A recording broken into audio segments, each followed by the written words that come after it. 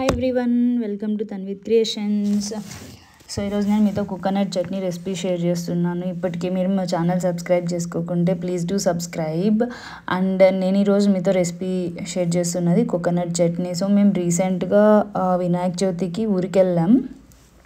So అక్కడ మామూలుగా వినాయక చవితిని టెంకాయల పండుగ అంటాం అనమాట రాయలసీమ సైడ్. మరి ఎందుకంటే మామూలుగా పెద్దలు చనిపోయింటారు కదా, సో వాళ్ళ దగ్గరికి వెళ్ళి వాళ్ళకి పసుపు కుంకుమ టెంకాయ ఇచ్చి సో అది టెంకాయ ఇస్తామన్నమాట. సో అలా మేము ఈ ఫెస్టివల్ చేసాం. అందుకు చాలా కోకోనట్స్ తీసుకొచ్చిన్నాం అనమాట.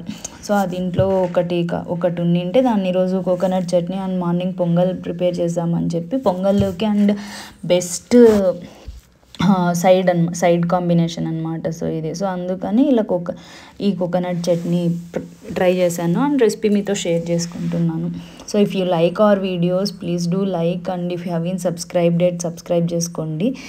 అండ్ నెక్స్ట్ మనం వీడియోలోకి వచ్చేస్తే ఫస్ట్ కోకోనట్ని బ్రేక్ చేసుకొనేసి ఈ బ్రేక్ చేసే టైంలో ఇది మా ఆయన బ్రేక్ చేస్తుండే అనమాట. సో నేను ఈ టైంలో ఏం చేశాను అంటే కొన్ని హాట్ వాటర్ తీసుకొని వేడి చేసి దాంట్లోకి కొన్ని శనగబ్యాలు అంటాం కదా, సో అవి కొన్ని వేసుకొని నానబెట్టుకోవాలన్నమాట.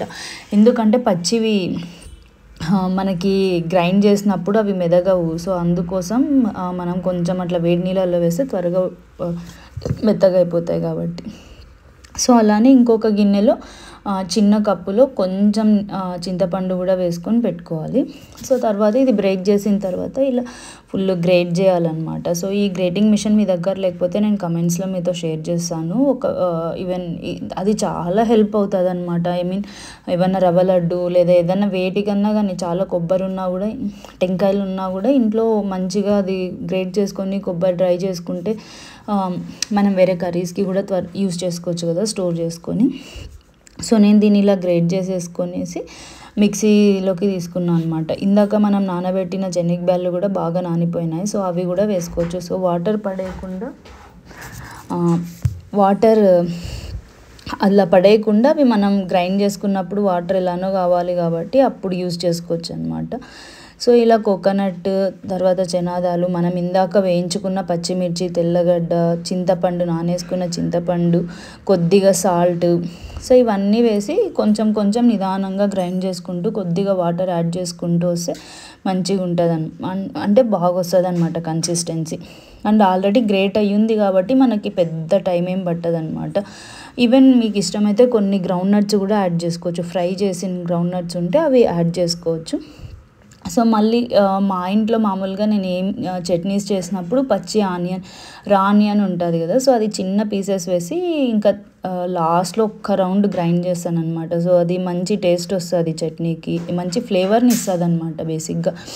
సో అలా వేసిన తర్వాత పోపు పెట్టుకోవాలి. మనం ఆయిల్ వేసుకొని కొంచెం జీరా, కొంచెం మస్టర్డ్ సీడ్స్, కరివేపాకు, కొద్దిగా ఆనియన్స్, రెడ్ చిల్లీస్ ఇలా అన్నీ వేసుకొని పోపు పెట్టేసుకుంటే మనకి మంచి టేస్టీయెస్ట్ కొబ్బరి చట్నీ రెడీ అయిపోతుంది. ఇంకా మీకు కావాలంటే పచ్చి స్మెల్ ఏమన్నా అనిపిస్తుంది అంటే ఆ పోపులోకే చట్నీ వేసి ఒక 2 to 3 minutes ఇలా కొద్దిగా వేడి చేసామనుకోండి, ఆ పచ్చి స్మెల్ కూడా ఉండదు.